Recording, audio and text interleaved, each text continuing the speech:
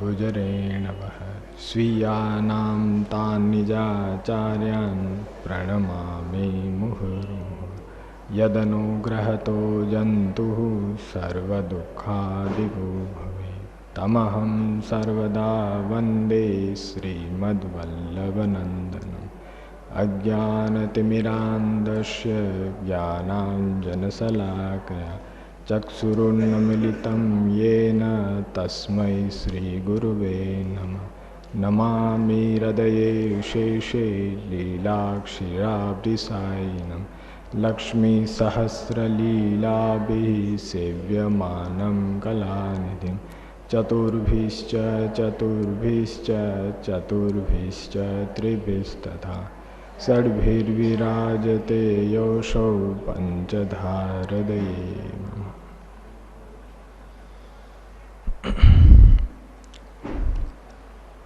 अत्र उपस्थित आप सौ वैष्णवजन, आप सौने प्रभुचरण श्री गुसाईजीना प्रागट्य उत्सवनी सौ प्रथम तो खूब खूब हार्दिक बधाई पाठवुं छुं। प्रतिवर्षनी जेम ज आपणे सौ एकत्रित थई श्रीमद वल्लभाचार्य जी, प्रभुचरण श्री गोपीनाथ जी अने प्रभुचरण श्री विठ्ठलनाथ जी नो प्रागट्य उत्सव मनावता आव्या छीए अने आपणे आ उत्सव अलौकिक रीते मनावी रह्या छीए। कोई ने कोई ग्रंथ दरेक आचार्य चरणना उत्सव पर, महाप्रभुजीना उत्सव पर आपणे आपश्रीना कोईने पण ग्रंथ लई अने तेने समजवानो प्रयत्न करीए छीए। ए ज रीते प्रभुचरण श्री गुसाईजीना प्रागट्य उत्सव पर पण आपणे आपश्रीना कोईना कोई ग्रंथ पर 3 दिवस पर्यंत विवेचननो कार्यक्रम राखीए छीए। ए ज रीते गुसाईजीनो पण आपणे उत्सव अलौकिक रीते उजवीए छीए। आपणा सौનું कर्तव्य तो ए ज छे के श्री वल्लभना अनुयायी होवाने लीधे पुष्टि मार्ग में अपनी निष्ठा दृढ़ थाय, श्री वल्लभाचार्य चरणना चरणारविंद में दृढ़ निष्ठा थाय। ए कार्य आपणे वल्लभ अनुयायी तरीके करवा जोईए। तो एवा क्या कार्यो होई शके कि जे आपणी पुष्टि मार्ग में रुचि उत्पवे, पुष्टि मार्ग तरफ आपणी निष्ठा दृढ़ थाय। तो अत्यारना अनावतार कालनी दशा चाली रही है, त्यारे आपणे महाप्रभुजीनी वाणी स्वरूपे आपनु साक्षात वांग्मय स्वरूप विराजमान है, 16 ग्रंथों इत्यादि। ए ज रीते गुसाईजी गोपीनाथजीनु पण आपणे प्रत्यक्ष नहीं पण परोक्ष रीते तो सानुभाव है ज। तो आपणे कोई ने कोई ग्रंथ उत्सव अलौकिक रीते उजवो ए रीतना कि आपनी जे आज्ञाओ छे, आपना जे ग्रंथो छे ए आपना परिश्रम ने कंईक आपणे सार्थक करीए। एक पुष्टि मार्गी अनुयायी होवाने लीधे आपणे परिश्रम नहीं लईए आ ग्रंथो खोलवानो के ए ग्रंथोनो जे आनंद छे ए आपणे नहीं लईए तो कोण लेशे। तो एवा अलौकिक मनोरथ स्वरूपे आपणे प्रतिवर्ष ए ग्रंथोનું विवेचन करीए छीए अने एक शिबिर एटले के सत्संगना कार्यक्रमना रूपमां कि वल्लभी सृष्टि समाज संग मिली जीवन को फल पाईए। आपणे तो एक ने एक वारे श्री हरिरायजीनी पंक्ति याद करीए छीए कि आपणा जीवनનું फल शुं छे। महाप्रभुजी गुसाईजी गोपीनाथजीनी अलौकिक वाणीनो आह्लाद आपणे उठावी अने आपणी अभिरुचि भगवत सेवा भगवत भजनमा छे एना करता उत्तरोत्तर एमां वधारो थाय। ए ज कार्यो आपणे सतत करता रहीए। तो आ वर्षे पण प्रभुचरण श्री गुसाईजीनो अलौकिक आ उत्सव मनावવાનો આપણે હાથમાં તક છે। તો આ વર્ષે એ ભક્તિ હેતુ નિર્ણય આપશ્રીનો ગ્રંથ છે, જેની અંદર આપ ભક્તિના સ્વરૂપને વિસ્તૃત રૂપે સમજાવી રહ્યા છે। ભક્તિ હંસમાં પણ આપે ઉલ્લેખ ભક્તિના સ્વરૂપનો કર્યો જ છે, પણ એમાં કંઈ પણ જો શંકા રહી જાય તો હજી વિસ્તૃતિકરણ આ ભક્તિ હેતુ નિર્ણય। કે આ ભક્તિ છે એ કર્મ સાધ્ય નથી, પરંતુ અહીંયા ભગવદ અનુગ્રહ હોય તો જ ભક્તિ સિદ્ધ થઈ શકે. કોઈ ધર્માચરણ કરવાથી કે ભક્તિ મળી જાય, ભક્તિ પ્રાપ્ત થઈ જાય એવું નથી. પણ અહીંયા તો કેવલ એક જ પ્રાધાન્ય છે કે જો ભગવદ અનુગ્રહ હોય તો જ આ ભક્તિ પ્રાપ્ત થઈ શકે. તો એનું અહીંયા આ ગ્રંથ હકીકતે વાદ ગ્રંથ છે. અહીંયા મૌલિક કે શાસ્ત્રોક્ત વાદો દ્વારા પ્રતિપાદિત આપ કરી રહ્યા છે કે ભક્તિ શું હોઈ શકે. તો આ 3 દિવસ પર્યંત સુધી આપણે આ મહાપ્રભુજી ગુસાઈજીની અલૌકિક વાણીનો આનંદ ઉઠાવીએ અને ભક્તિ શું છે, હકીકતે ભક્તિનું સ્વરૂપ શું છે એ સમજવાનો આપણે સૌ પ્રયત્ન કરીએ. અને એ જ આશા રાખીએ કે આપણી માર્ગ રુચિ વધે, મહાપ્રભુજીના ચરણારવિંદમાં નિષ્ઠા દ્રઢ થાય. એ સાથે આપણે આ 3 દિવસ પર્યંત ગુસાઈજીની વાણીનો અલૌકિક લાભ લઈએ એવા શુભ આશીર્વાદ સાથે વિરમું છું.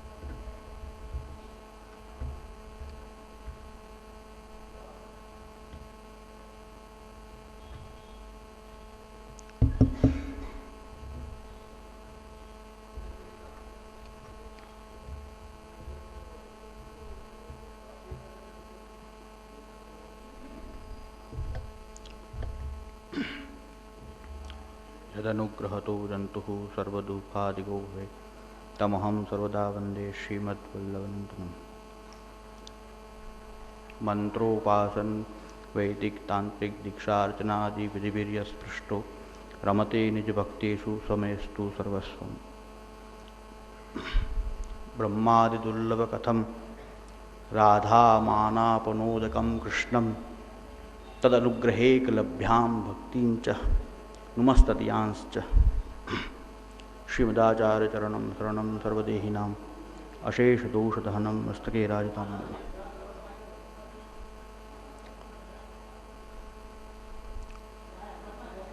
ગયા વર્ષે શ્રીમદ પ્રભુચરણનો પ્રાકટ્ય ઉત્સવ, લગભગ 2 પ્રાકટ્ય ઉત્સવ આપણે એક જ ગ્રંથનું અવગાહન કર્યું, ભક્તિહંસ. ભક્તિહંસ એક આપણો પ્રયોગ હતો કે ભક્તિહંસ અને ભક્તિ હેતુ નિર્ણય જેવા વાદ ગ્રંથો શું આપણે જાહેરમાં વૈષ્ણવની સાથે એની ચર્ચા કરી શકીએ કે નહીં કરી શકીએ, કંઈ સમજાશે કે નહીં સમજાય. તો આ વાદ ગ્રંથોની અંદર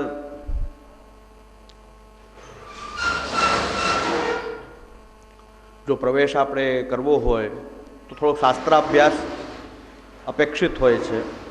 શાસ્ત્રોનું અવગાહન જે છે એ અપેક્ષિત હોય તો જ આ ગ્રંથો આપણે ભલીભાંતિ સમજી શકીએ. પણ આપણે પ્રયાસ કર્યો કે ભક્તિહંસ ગ્રંથમાં શ્રી મદ પ્રભુચરણે જે ભક્તિનું સ્વરૂપનું નિરૂપણ કર્યું એને આપણે બધાએ સાથે મળીને સમજવાનો 2 વર્ષ પર્યંત આપણે પ્રયત્ન કર્યો. પણ ત્યાર પછી વૈષ્ણવ પાસેથી જ અભિપ્રાય મળ્યા કે બધાને એમ લાગતું હતું કે આપણને નહીં સમજાય, કાંઈ નહીં સમજાય, પણ સમજાણું. કેટલું સમજાણું એ વસ્તુ અલગ વસ્તુ છે, કોને કેટલું સમજાણું એ અલગ વસ્તુ છે, પણ ગ્રંથનું હાર્દ જે છે એ આપણે બધા સુધી પહોંચાડી શક્યા. હવે એનાથી પણ આગળની વાત છે. ભક્તિહંસમાં તો વાંધો ના આવ્યો, ઈશ્વર પ્રભુચરણની કૃપા. એનાથી આગળ ભક્તિ હેતુ નિર્ણય.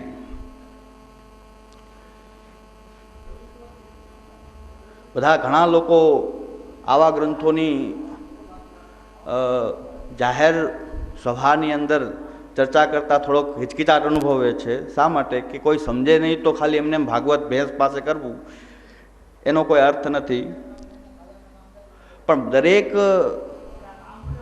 આ ગ્રંથને સમજી શકે એ શૈલીથી આપણે આ ગ્રંથને, જેમ ભક્તિહંસ પણ આપણે દરેક વૈષ્ણવ, સામાન્ય વૈષ્ણવ થોડું ઘણું પણ પુષ્ટિમાર્ગી સિદ્ધાંતને જાણે છે, એ આ ગ્રંથના હાર્દને સમજી શકે એવો આપણે પૂરેપૂરો પ્રયત્ન કરીને આ ગ્રંથનું હાર્દ દરેક સુધી પહોંચે. અને કદાચ આપણે કાંઈ સમજીએ નહીં, આપણને કાંઈ સમજાય નહીં, છતાં પણ આપણે અહીં 3 કલાક બેસીએ અને શ્રીમદ પ્રભુચરણની જે વાણી છે એનું અવગાહન કરીએ, એટલો સમય આપણો સાર્થક જ છે, કંઈ વ્યર્થ ગયો નથી. બીજું કાંઈ કદાચ કોઈને બીજું કાંઈ ન સમજાય, ગ્રંથની અંદર કદાચ કાંઈ કરતાં કાંઈ ખબર ન પડે કે શું ચાલે છે, છતાં પણ આપણા 24 કલાકમાંથી આ 3 કલાક વ્યર્થ તો નથી ગઈ, પણ કંઈક ભગવત કાર્ય આપણે કર્યું છે, કંઈક ગુણગાન કર્યું છે. પ્રભુચરણની વાણી તો આપણા કાનમાં ગઈ જ છે. આ પ્રભુચરણની વાણી, શ્રી ગુસાઈજીની વાણી તો આપણા કાનમાં એટલા સમય તો જાય છે. લૌકિક વાણી ઘણી સાંભળીએ છીએ આખો દિવસ, ઘણા લૌકિક શબ્દોનો બોલીએ છીએ, લૌકિક વાણી ઘણી બધી સાંભળીએ છીએ, તો કદાચ કાંઈ ન સમજાય, કદાચ આપણે છેલ્લામાં છેલ્લી શક્યતા શું થાય? લોકો આનો હિચકિચાટ શું કામ અનુભવે છે? આ ગ્રંથોને જાહેરમાં લેવાનો હિચકિચાટ શું કામ અનુભવે છે? એનું એક જ કારણ કે કોઈ નહીં સમજે તો એ શક્યતા હું પહેલેથી કહી દઉં છું, કદાચ કાંઈ ન સમજાય તો પણ અહીં આવવું, બેસવું અને 3 કલાક સાંભળવું એ વ્યર્થ નથી. એ વ્યર્થ પરિશ્રમ તો નથી, પણ કંઈક સાર્થક છે કે પ્રભુચરણની વાણી આપણા કાનની અંદર જઈ રહી છે. આપણે લૌકિક વાણી સાંભળીએ છીએ, 3 કલાક આપણને પ્રભુચરણ શ્રી ગુસાઈજીની વાણી સાંભળવા મળે. આટલા 4 સાડા 4 શતાબ્દી પછી પણ આપણને શ્રી પ્રભુચરણની વાણી સાંભળવા મળે, તો આનાથી મોટી એ આપણું ભાગ્ય બીજું કયું હોઈ શકે કે પ્રભુચરણની વાણી અત્યાર સુધી આપણને સાંભળવા મળે છે. તો શ્રી મહાપ્રભુજી ગુસાઈજીની વાણી આ છેલ્લી શક્યતા કે કાંઈ ન સમજાય તો પણ કાંઈ વાંધો નહીં. આપણે બેઠા, આપણે એક ધ્યાનથી કંઈક શ્રવણ કર્યું, કંઈક શ્રવણ કર્યું હશે, કંઈક વિચારશો તો ખરા ને, કંઈક સ્મરણ તો થશે કે શું આવ્યું હતું, કંઈક વાંચન કરવાનો પ્રયત્ન કરશું, કંઈક કીર્તન કરવાનો પ્રયત્ન કરશું, કંઈક સ્મરણ કરવાનો પ્રયત્ન કરશું કે શું કેમ નથી સમજાતું. ક્યારે નહીં સમજાય કે કંઈક વારંવાર એને વાંચશે તો એમ થાય કે નથી સમજાતું, તો વારંવાર એને વાંચશે તો કંઈક સ્મરણ પણ થશે. આપણે અહીં બેઠા, આપણા પગ, હાથ, આંખ, કાન, નાક બધાનો કંઈક વિનિયોગ ભગવત સેવા માટે નહીં તો ભગવત ગુણગાન અર્થે કે ભગવત કાર્યાર્થ એ બધાનો વિનિયોગ થાય છે. એટલે વ્યર્થ નથી. ટૂંકમાં છેલ્લી શક્યતા કરીને પછી ગ્રંથ ચાલુ કરીએ આપણે કે છેલ્લામાં છેલ્લી શક્યતા આ હોઈ શકે કાંઈ ન સમજાય, કોઈને કાંઈ સમજાણું બની શકે એવું કે ન સમજાય, પણ આપણો વિશ્વાસ તદુક્તમપી દુર્બોધમ સુબોધમ સ્યાત યથા તથા. આપણો વિશ્વાસ પ્રભુચરણ શ્રી ગોપીનાથજી ગુસાઈજી અને શ્રીમદ પ્રભુચરણ શ્રી આચાર્ય ચરણમાં આપણો વિશ્વાસ છે કે આપનું નામ લેવાથી, આપનું સ્મરણ કરવાથી આપની જે દુર્બોધ વાણી છે એ પણ સુબોધ થઈ જશે, એવો આપણો વિશ્વાસ છે શ્રી આચાર્ય ચરણોમાં. બીજું, આખ્યાનકાર કહે છે કે જેને શ્રી વિઠ્ઠલનાથ વિચારે તેને પ્રગટ પદાર્થ ચારે. શ્રી ગુસાઈજી જો વિચારે, જેને શ્રી વિઠ્ઠલનાથ વિચારે તેને પ્રગટ પદાર્થ ચારે. ચારેય પદાર્થો જે છે, સર્વ પદાર્થો જે છે સુલભ છે જો શ્રી ગુસાઈજી વિચારે તો. આપણો વિશ્વાસ શ્રી ગુસાઈજીમાં પણ છે કે આપની વાણી આપ સમજાવશો, આપની કૃપા હશે તો આપની વાણી પણ અમને એ સમજી શકાશે, અમારા હૃદયમાં ઉતરશે, અને હૃદયમાં ઉતરશે તો આચરણમાં પણ આવશે. તો આપ જો કૃપા કરશો તો જ આચરણ સુધી પહોંચશે. હૃદયમાં ઉતરેલી વસ્તુ આચરણમાં એ ઉતરવી એ પ્રભુચરણની, આચાર્ય ચરણોની એ કૃપા હોય તો જ એ આચરણમાં પણ એ ઉતરી શકે. તો આપણો વિશ્વાસ શ્રી મહાપ્રભુજીમાં અને પ્રભુચરણ શ્રી ગુસાઈજીમાં છે કે જેને શ્રી વિઠ્ઠલનાથ વિચારે તેને પ્રગટ પદાર્થ ચારે. યદનુગ્રહતો જંતુ સર્વ દુઃખાતિકો ભવેત તમહમ સર્વદા વંદે શ્રીમદ વલ્લભ નંદનમ. તો આપની વાણી છે, આપ જ સમજાવશે. અને આપનો જે પ્રયત્ન જે છે, શ્રી આચાર્ય ચરણનો, પ્રભુચરણનો જે પ્રયત્ન જે છે કે આપણે નિસંદેહ થઈને ભક્તિ માર્ગનું આચરણ કરીએ. કોઈ પણ પ્રકારનો સંદેહ આપણા જીવનમાં ન રહે અને નિશ્ચિંત થઈ અને સંશય રહિત થઈ અને આપણે ભક્તિ માર્ગનું આચરણ કરતા રહીએ. અને ભક્તિનું સ્વરૂપ આપણને એવું હૃદયારૂઢ થાય કે મુક્તિ લોનસી ખારી લાગે, મુક્તિ પાયનસી ઠેલી. એવું ભક્તિ આપણને, ભક્તિની અંદર આપણી એટલી બધી એ આપણી દૃઢતા થાય, એટલી ભક્તિ આપણને પ્રિય લાગે કે ભક્તિ આપણે ફલરૂપ લાગે. ભક્તિ જ મારું ફલ છે, ભક્તિ જ મારો પુરુષાર્થ છે. એ પ્રકારે આપણે ભક્તિ માર્ગનું એ અનુસરણ કરીએ, આચરણ કરીએ તો પ્રભુચરણે કે કોઈ પણ પ્રકારનો સંદેહ ન રહે ભક્તિના સ્વરૂપ વિશે, એના કારણ વિશે, એ કોઈ પણ પ્રકારથી સંદેહ ન રહે. એટલા માટે આ બે ગ્રંથો ખૂબ જ માનનીય છે. હકીકતમાં એમ કહીએ કે મહાપ્રભુજીના 16 ગ્રંથો વગેરે પણ શ્રી ગુસાઈજીના આ બે ગ્રંથો એ જેટલા 16 ગ્રંથની મહત્તા છે એટલી જ ગ્રંથ શ્રી ગુસાઈજીના ગ્રંથોની પણ આપણા સંપ્રદાયમાં એટલી જ મહત્તા છે.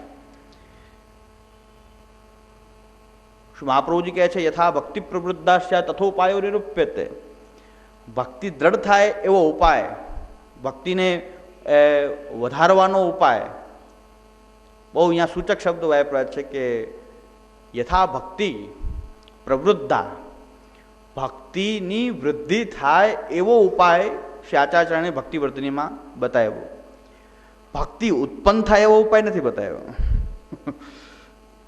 ત્યાં કીધું છે ભક્તિ વધે, ભક્તિની વૃદ્ધિ થાય, ભક્તિ બીજ દ્રઢ થાય એના ઉપાયનું નિરૂપણ કરું છું. યથા ભક્તિ પ્રવૃદ્ધાશ્યા તથોપાયો નિરૂપ્યતે.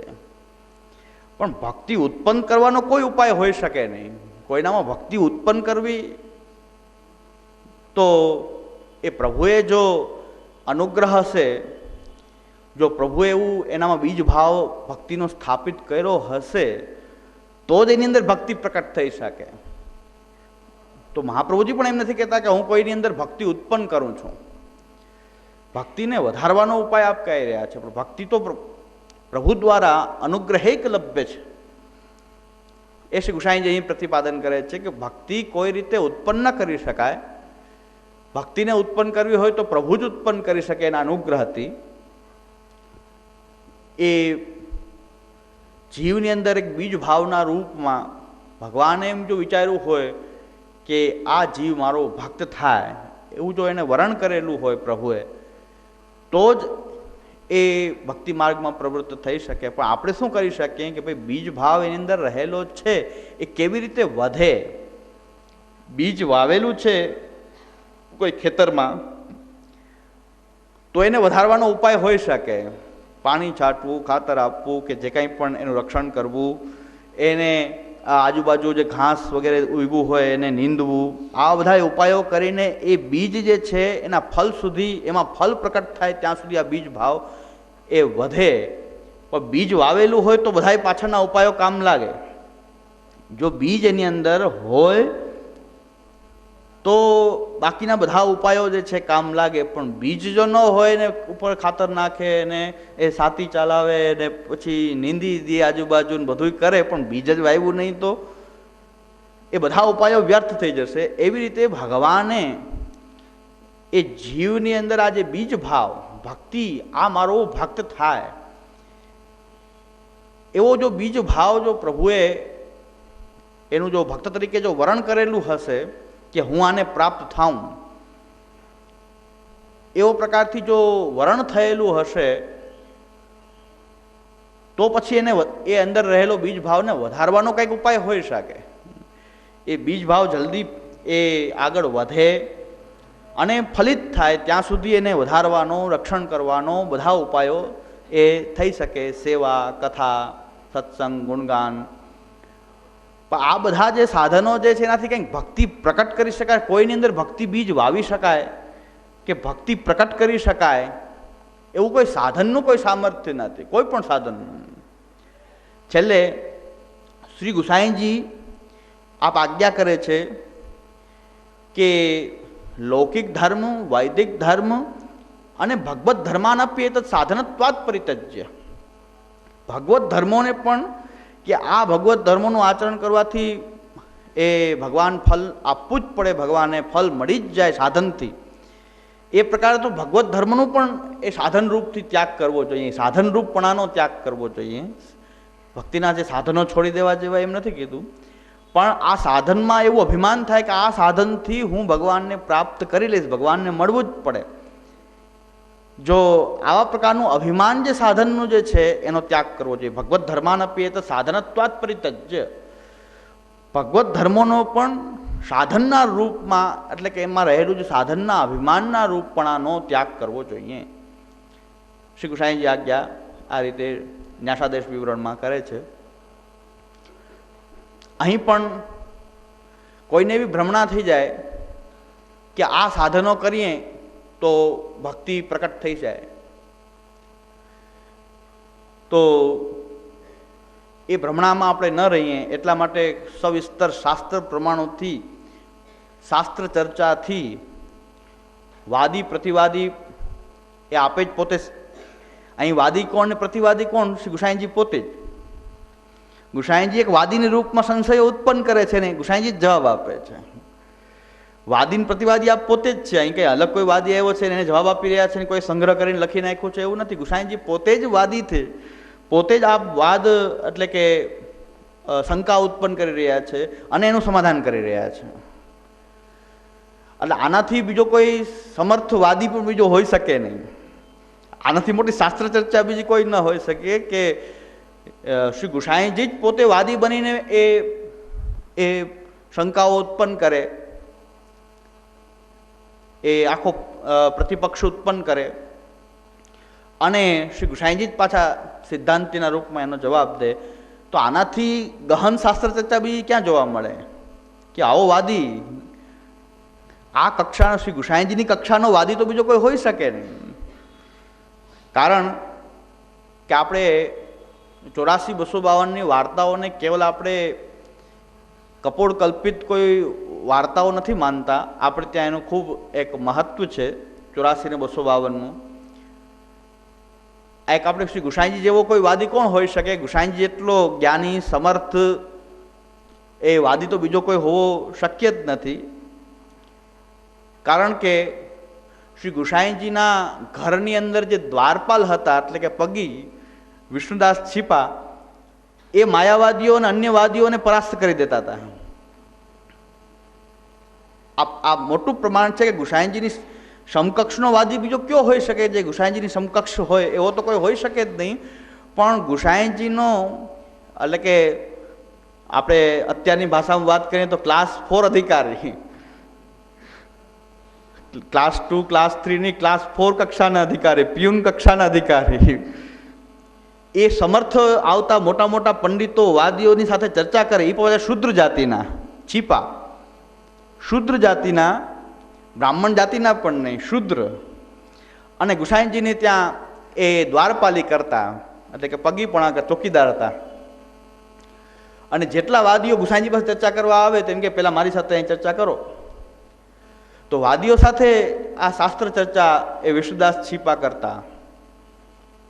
એટલે શ્રી ગુસાઈજીનો એ સેવક વર્ગ પણ કેટલો શાસ્ત્ર જ્ઞાની અને એ શાસ્ત્રમાં નિષ્ણાંત હશે, કેટલું સિંચન શ્રી ગુસાઈજીએ કરેલું હશે કે પછી ભલે આપણે એને કૃપાબલ કહીએ કે પ્રમેય બલ કહીએ કે જે કહીએ, પણ એક દ્રષ્ટિ જો વિચાર કરીએ કે જે ગુરુના શિષ્ય નહીં, ભણનારો વર્ગ તો નહીં કે જેની પાસે અભ્યાસ કરતો એ વર્ગ નહીં, પણ બહાર પગીપણું કરતો હોય એ જો સમર્થવાદીઓને પરાસ્ત કરી શકતા હોય, માયાવાદીઓ, નૈયાયિકો વગેરે જે કંઈ સમયમાં હશે એ ગુસાઈજી સાથે ચર્ચા કરવા માટે આવતા હતા.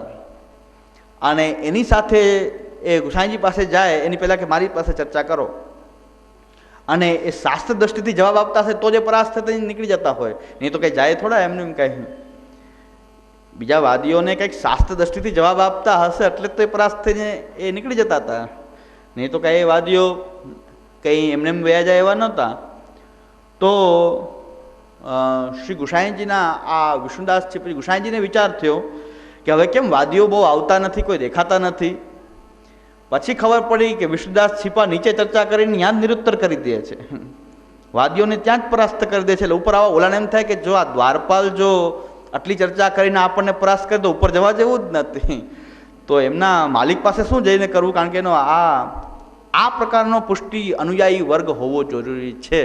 આપ જાણો, આપ સમર્થ છો, આપ સાધન કરે નિજ દાસને કાજ, એવા વેવલા વેળા એ પુષ્ટિ માર્ગમાં ન ચાલી શકે.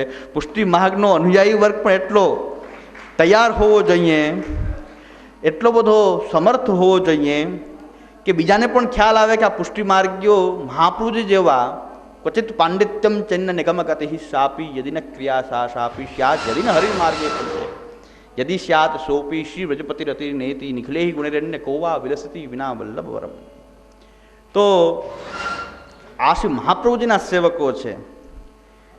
શ્રી મહાપ્રભુજીના સેવકો જે છે એ શાસ્ત્ર જ્ઞાનથી એ પરિપૂર્ણ છે, એ પોતાના સિદ્ધાંતને જાણે છે અને જાણીને શાસ્ત્રનું જ્ઞાન મેળવીને શ્રી મહાપ્રભુજીના સિદ્ધાંતોનું અધ્યયન અવગાહન કરીને એ કોઈ આંધળા કે અંધશ્રદ્ધાળુ નથી કે આ સંપ્રદાયનું અનુસરણ કરી રહ્યા છીએ. અને બીજી એક શક્યતા, આપણા સિદ્ધાંતો, આપણા ગ્રંથો, આપણા જે તત્વદર્શનને ન જાણવાથી આપણે ક્યારેક બીજાના મતથી આકર્ષાઈ જતા હોઈએ, બીજાના મતથી આકર્ષાઈ જઈએ.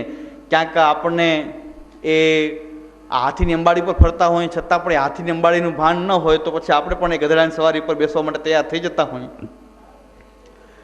તો આ પ્રકાર જે છે કે શ્રી ગુસાઈજી અહીં પોતે જ પ્રશ્નો ઉપસ્થિત કરે છે આ ગ્રંથની અંદર શાસ્ત્ર દ્રષ્ટિથી. અને પાછા ત્યાં એક જોવાની ખૂબી એ છે કે અહીં જે વાદી જે છે, એ જે વાદી જે છે એ શાસ્ત્ર પ્રમાણનો સ્વીકાર કરીને ચાલનારા છે. વાદી એવું નથી કે શાસ્ત્ર પ્રમાણ ન સ્વીકારનારા, કેવલ અનુમાન વગેરેથી કામ ચલાવનારા, એવા પણ વાદી નથી. વાદી શાસ્ત્રના જ પ્રમાણો ઉદ્ધૃત કરે છે. ગીતા, ભાગવત જેને આપણે પ્રમાણ માનીએ છીએ એ બધા જ શાસ્ત્ર વચનોને એ અહીંયા ઉદ્ધૃત કરે છે ને એમાંથી જ શંકા થઈ રહી છે. એમાંથી જેમ કહી રહ્યા છે કે તમે જે મતને કહી રહ્યા છો એની વિરુદ્ધ અહીં ભાગવતમાં કહેવામાં આવ્યું છે. પુષ્ટિ માર્ગનો જે સિદ્ધાંત છે કે અનુગ્રહજન્ય ભક્તિ, ભક્તિ જે છે અનુગ્રહજન્ય છે. એનાથી વિરુદ્ધ પ્રકારના શાસ્ત્રના એટલે કે ભાગવતના, ગીતાજીના વગેરે જ્યાં જ્યાંથી ઉદ્ધરણો મળે છે એ ટાંકે છે વાદી. અને એમ કહે છે કે તમે ભાગવતને પ્રમાણ માનો છો તો ભાગવત જ એમ કહી રહ્યું છે કે ભક્તિ એ અનુગ્રહજન્ય નથી પણ અનુગ્રહ એ ભક્તિજન્ય છે. ભાગવતમાંથી બતાવે છે, બીજે ક્યાંય ભાગવતમાંથી બતાવે. હવે હવે એક એક વસ્તુ પર રોકાઈ જવું પડશે. કંઈક મુદ્દો આવે ત્યારે આપણે આ પદ્ધતિનો સ્વીકાર કરીએ છીએ. અહીં આપણે આ રીતે ચાલશું આ ગ્રંથમાં કે જ્યાં કંઈક પ્રશ્ન ઉપસ્થિત છે ત્યાં આપણે રોકાઈ જઈએ કે ભાઈ આટલો પ્રશ્ન આપણને સમજાઈ જાય પછી આપણે આગળ વધીએ, તો જ આખર. નકર તો પાછું આપણે ખબર નહીં પડે કે વાદીનો પક્ષ શું છે અને સિદ્ધાંત શું છે. એટલે અહીં પહેલો પ્રશ્ન ઉપસ્થિત આપણે કરીએ છીએ કે આપણો મત એમ કહે છે, જે ગુસાઈજી પોતાના મંગલાચરણની અંદર સ્પષ્ટ કરે છે, પોતાનો મત ગુસાઈજીનો મત એ આપણે બધાનો મત, પુષ્ટિ માર્ગીઓનો મત છે. તો બ્રહ્માદિ દુર્લભ કથમ રાધા માનાપનોદકમ કૃષ્ણમ તદ અનુગ્રહેક લભ્યામ ભક્તિંચ નુમઃ તદયાંશ્ચ. બ્રહ્માદિ દુર્લભ કથમ, અહીં આપણા જે ઠાકુરજી જે છે એનું સ્વરૂપ કહે છે કે બ્રહ્માજી જેવાને પણ જેની કથા એ દુર્લભ છે.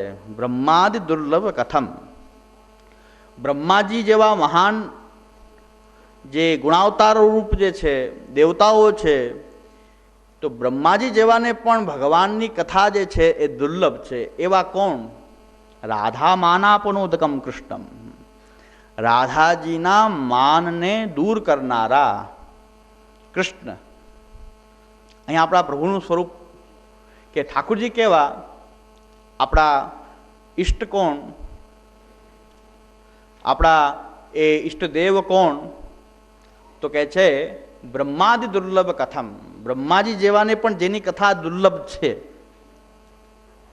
અને રાધા માનાપનોદકમ કૃષ્ણમ, રાધાજીના માનને દૂર કરનારા કૃષ્ણ. હવે અહીં રાધાજીનું માનને દૂર કરનારા, હવે અહીં એક ભ્રમણા થાય છે. ઘણા એમ કહે છે કે કૃષ્ણ જે છે એ તો રાધાને આધીન છે.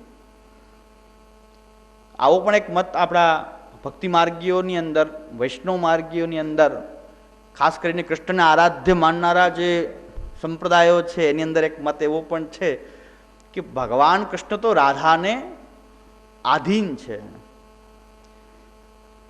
તો રાધે રાધે કહો ચલે આએંગે મુરારી, રાધા રાધા બોલશો કૃષ્ણ તો આવું જ પડશે, રાધા રાધા જ જપવું.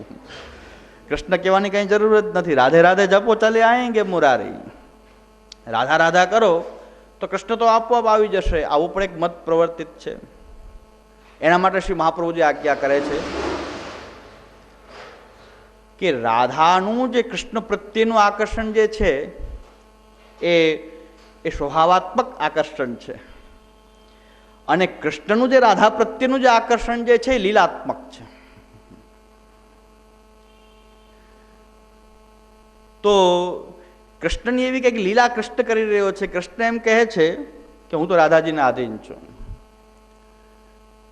આપણી સહસ્ત્રી ભાવના નામનો ગ્રંથ શ્રી હરિરાયજીએ લખ્યો છે. પુષ્ટિ માર્ગી જે ઠાકોરજીની સેવા કરે છે એના માટે તો સહસ્ત્રી ભાવનાનું અવગાહન કરવું અત્યંત આવશ્યક છે. કારણ કે હરિરાયજી કહે છે કે જે સેવા કરે છે એ આ ભાવનાઓનો જો વિચાર કરે, સેવામાં રહેલી જે વ્રજભક્તોની જો ભાવનાનો વિચાર કરે તો માનસીની સિદ્ધિ જલ્દી થાય, ભગવાનમાં સ્નેહ જલ્દી પ્રકટ થાય. તો તેની અંદર ઉત્થાપનથી લઈ અને સંધ્યા આરતી પર્યંતના જે શ્લોકો છે બહુ અદ્ભુત છે. એની અંદર ઠાકુરજી પોતાના સખાને કહે છે કે હું રાધાજીને કેટલો બધો આધીન છું, મારા જીવનનું લક્ષ્ય, મારા જીવનનું પરમ ફલ એ રાધા જ છે, નિષ્દિન હું એના ધ્યાનમાં જ મગ્ન છું, વગેરે અનેક પ્રકારથી રાધાજીની સ્તુતિ કરે છે પ્રભુ. એ ઉત્થાપનના જે શ્લોકો જે છે, સહસ્ત્રી ભાવના નામનો ગ્રંથ સેવા કરે છે એના માટે તો બહુ અત્યંત આવશ્યક છે કે જે આપણે સેવા કરી રહ્યા છીએ, ઉત્થાપનની સેવા, સંધ્યા આરતીની સેવા, રાજભોગની સેવા, એમાં રહેલા વ્રજભક્તોના ભાવો કેવા છે, નંદાલયમાં, નિકુંજમાં વગેરેમાં કયા પ્રકારથી ઠાકોરજીની આ સેવા થઈ રહી છે કે જેની આપણે ભાવના આપણા ઘરની અંદર આપણા ઠાકોરજીની સેવામાં કરીએ છીએ. તો સહસ્ત્રી ભાવના એ હરિરાયજી રચિત ગ્રંથ છે. એનો જ પહેલો શ્લોક આપણે વારંવાર આપણે બધાએ લગભગ બહુ પ્રચલિત શ્લોક, પહેલો શ્લોક એ આ સહસ્ત્રી ભાવનાની શરૂઆતનો છે. શ્રીમદાચાર્ય ચરણમ શરણમ સર્વદેહિનામ અશેષ દોષ દહનમ મસ્તકે રાજતામ મમ. એની અંદર રાધાજી પ્રત્યેનું પોતાનું આકર્ષણ ઉત્થાપનથી લઈ અને સંધ્યા આરતી પર્યંતના જે શ્લોકો જે છે એમાં એ રાધાજી પ્રત્યેનું આકર્ષણ જે છે કૃષ્ણનું પ્રકટ થાય છે. પછી મહાપ્રભુજી કહે છે કે એ કૃષ્ણનું લીલાત્મક આકર્ષણ છે. કૃષ્ણનું એ લીલાત્મક આકર્ષણ છે અને રાધાજીનું જે આકર્ષણ કૃષ્ણ પ્રત્યેનું જે છે એ સ્વભાવાત્મક છે. એટલે લીલાત્મક એટલે કે ભગવાન તો ક્યારેક એમ કહી રહ્યા છે કે અહમ ભક્ત પરાધીનો, હું તો ભક્તને પરાધીન છું. રાધાજીને જ કીધું છે એવું નથી કે રાધાને આધીન છું એમ નહીં, પણ ભક્તો માટે પણ કીધું છે કે હું તો ભક્તોને આધીન છું. તો આ શું છે? એ પણ ત્યાં લીલાત્મક છે. પોતે જેવી લીલા કરી રહ્યો છે કે હું સર્વતંત્ર સ્વતંત્ર જે ભગવાન છે એમ કહે છે કે હું ભક્તોના વશમાં છું. એ પણ ભગવાનનું લીલાત્મક આકર્ષણ કહી શકાય કે આ ભગવાનની આ વાણી પણ લીલાત્મક છે. કારણ કે ભગવાન જે છે પોતે બ્રહ્મ સ્વરૂપ પણ છે, પરમાત્મા છે. એનાથી અતિરિક્ત પદાર્થ બીજો હોઈ શકે જ નહીં કે જેને આકર્ષી શકે. બીજો કોઈ અતિરિક્ત પદાર્થ હોય તો આકર્ષણ થાય અલગ બીજા વસ્તુમાં. આપણાથી કોઈ બહારની વસ્તુ હોય તો આપણને એના પ્રત્યેનું ખેંચાણ થાય, પણ ભગવાનથી અતિરિક્ત કોઈ વસ્તુ જ નથી. આ વસ્તુ આપણે ખાસ સમજવી જોઈએ કે આપણે સાકાર બ્રહ્મવાદી શુદ્ધાદ્વૈત જે બ્રહ્મવાદ છે એમ કહે છે કે ભગવાનથી અતિરિક્ત કે બ્રહ્મથી અતિરિક્ત બીજો કોઈ પદાર્થ છે જ નહીં. સર્વમ ખલુ ઇદમ બ્રહ્મ. બધું જ બ્રહ્મ છે, બધું જ બ્રહ્માત્મક છે. ભગવાનથી અતિરિક્ત કંઈ છે જ નહીં કે ભગવાનને કંઈ આકર્ષણ થાય એવું કોઈ બહારની કોઈ વસ્તુ જ નથી કે જે ભગવાનને આકર્ષી શકે. તો ભગવાન જે આકર્ષણ રાધાજી પ્રત્યે બતાવી રહ્યા છે, રાધાજી પણ એમાં આવી ગયા, બધા આવી ગયા, લીલા પરિકર પણ આવી ગયો, ભક્તો પણ આવી ગયા. ભગવાનની આ એક વર્તુળ એવું છે કે એની બહાર કંઈ છે જ નહીં. સર્વમ ખલુ ઇદમ બ્રહ્મ. ભગવાનથી બહાર કાંઈ હોય તો ભગવાનને કોઈ આકર્ષણ, સર્વરૂપે જ થઈ ગયો. સ એકાકી ન રમતે સવે નૈવ રેમે. પોતે એકલો કઈ રમણ કરી શકે નહીં, એટલે તસ્માદ એકાકી ન રમતે. રમણ કરવું હોય તો અન્ય એક પદાર્થ જોઈએ, પણ ભગવાનથી અતિરિક્ત કોઈ પદાર્થ છે જ નહીં, તો નિર્માણ કેવી રીતે કરવું? તો ભગવાન જ પોતે જ પતિશ્ચ પત્નિશ્ચા ભવતા, પોતે જ બે રૂપમાં વિભક્ત થઈ ગયો. એ જ ભોગતા અને ભોગ્ય એ પોતે જ બની ગયો, જ્ઞાતા જ્ઞેય પોતે જ બની ગયો. ત્યાંથી લીલા શરૂ થઈ. એટલે આ જ એની લીલા છે કે પોતે જ પાછો રાધાબાઈનો છે, પોતાનામાંથી જ આ બે ભાગ થયા છે. તો રાધાજીના વશમાં છું એમ કેવું, એનું લીલાત્મક આકર્ષણ. કેટલો ઠાકોરજી પ્રત્યે, કૃષ્ણ પ્રત્યેની નિષ્ઠા શ્રી મહાપ્રભુજીની કેટલી છે કે એ મહાપ્રભુજી એમ પણ સ્વીકાર કરવા તૈયાર નથી કે રાધા જે છે એને આધીન છે, પણ એ લીલાત્મક છે. એ લીલાની અંદર બરાબર છે, લીલાત્મક છે, પણ કૃષ્ણ કરતાં રાધાજી વધારે સામર્થ્યવાન હોય એવું શ્રી મહાપ્રભુજી સ્વીકારતા નથી. કારણ કે કૃષ્ણાત પરમ નાસ્તિ દૈવમ વસ્તુતો દોષ વર્જિતમ. અહીંયા દૈવમમાં લીલા પરિકર પણ લઈ લીધો છે કે લીલા પરિકર પણ કૃષ્ણથી અતિરિક્ત આ શ્રી મહાપ્રભુજીની દ્રઢતર શ્રદ્ધા અને વિશ્વાસ એ શ્રી કૃષ્ણમાં, એ પરમ બ્રહ્મ પરમાત્મા શ્રી કૃષ્ણ ગોપીજન વલ્લભ શ્રી ગોવર્ધન ધરણ, એની અંદર આપનો આ દ્રઢતર વિશ્વાસ છે કે આનાથી કોઈ અતિરિક્ત તત્વ, કારણ કે શાસ્ત્રથી જુઓ, શ્રી મહાપ્રભુજી કહે છે શાસ્ત્રમાં જુઓ તો પોતે એક જ છે, એનાથી અતિરિક્ત કોઈ બીજો પદાર્થ જ નથી, અને પોતે જ સર્વરૂપ થઈ ગયો છે, પોતે જ સર્વરૂપ થઈ ગયો છે. કાલે જ એક બેન આવ્યા હતા, તો અત્યારે જો શિબિરમાં આવશે તો એને એનું સમાધાન પ્રાપ્ત થઈ જશે. ઘરની અંદર સેવા કરવાની અંદર એટલી બધી અડચણો વગેરેનું વર્ણન કે મૂળ તો આચાર પક્ષ, એટલો બધો ઘરની અંદર આચાર પક્ષ જરા પણ રહ્યો નથી. તેનો જવાબ પણ આ જ છે કે ભાઈ પછી એ આ ભક્તિ હતી નિર્ણયની જેમ એ બેન પોતાને દોષિત ગણતા હતા કે મારા અન્યાશ્રય થયા હશે, મારા દોષ થયા હશે, એટલે મારા છોકરાઓ, મારા ઘરના લોકો એટલા આચારહીન થયા. તો ભગવાન, મેં કીધું ઠાકોરજીની ઈચ્છા હોય એમ થાય બધું. મેં એનું સમાધાન કર્યું જેમ વાદી પ્રતિવાદીની જેમ કે ભગવદ ઈચ્છા હોય, ઠાકોરજીની ઈચ્છા હોય એમ થાય.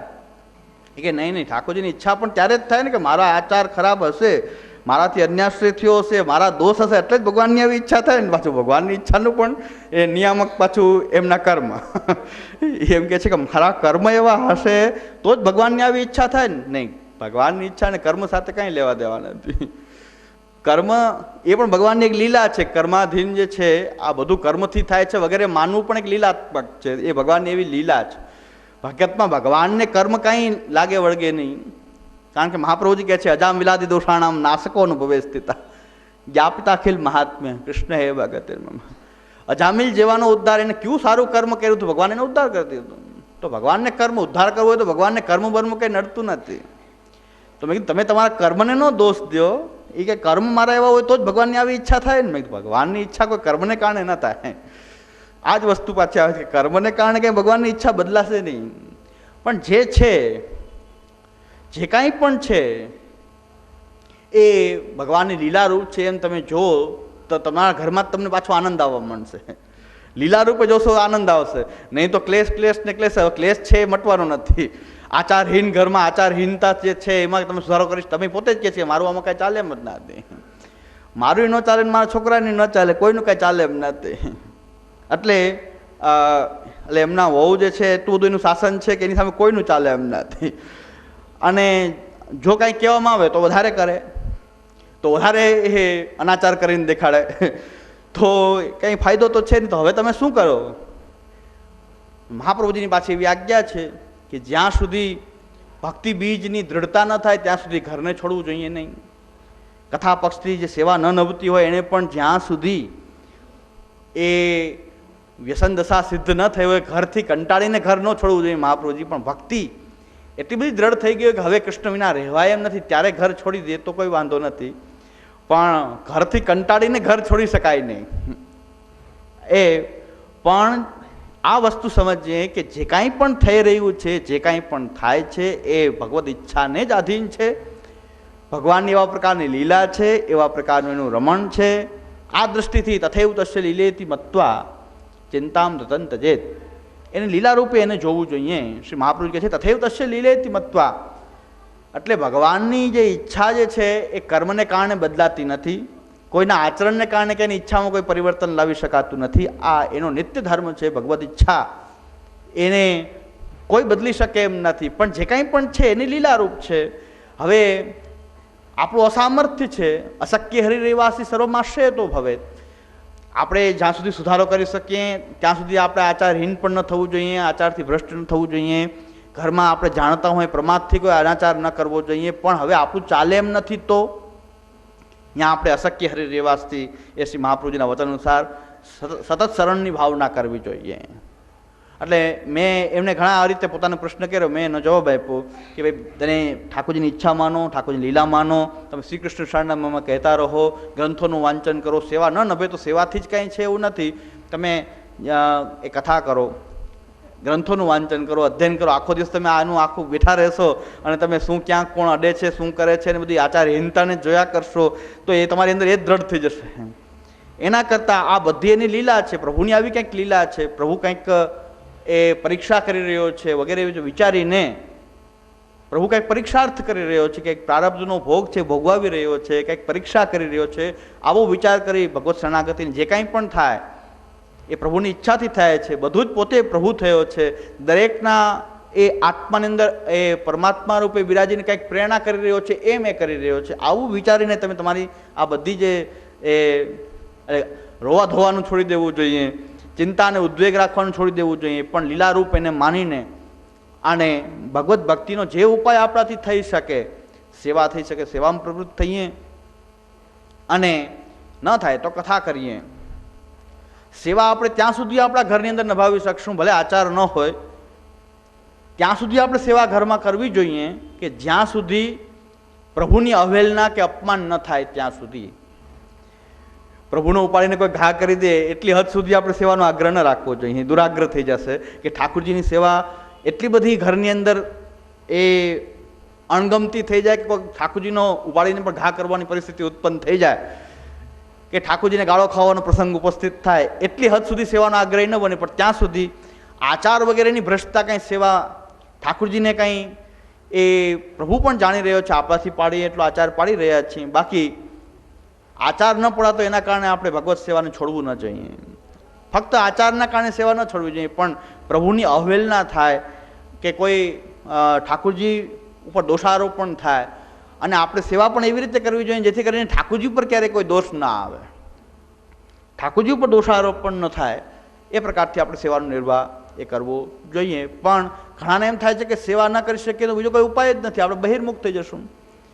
ધરાર સેવા નિભાવવાનો પ્રયત્ન કરીએ તો ક્યારેક ઉલટું પરિણામ આવે. એના બદલે શ્રી મહાપ્રભુ કથા, શરણાગતિ, આ જે ઉપાય કે જેના દ્વારા આપણે પોતાના ભક્તિભાવને એ વધારી શકીએ, ભક્તિભાવને પ્રકટ કરી શકીએ ભગવાન પ્રત્યે, તો શ્રવણ, કીર્તન, સ્મરણ આ ઉપાયો આપણી પાસે છે, અને એમાં આપણે પ્રવૃત્ત રહીએ. ન થઈ શકે તો ખાલી શરણ ભાવના કરીએ, શ્રી કૃષ્ણ શરણમમાં, હું આમાં કંઈ પરિવર્તન કરી શકું એમ નથી, હું આપની શરણે છું, શ્રી કૃષ્ણ શરણમમાં. કારણ કે આ ઉપાયોથી આપણે પોતાના એ આ પુષ્ટિ ધર્મ આપણે બજાવી શકીએ, નિર્વાહ કરી શકીએ. પણ આ બધી બાબતો જે છે કે નાની નાની બાબતોમાં આપણે ઉદ્વિગ્ન થઈ જઈએ છીએ.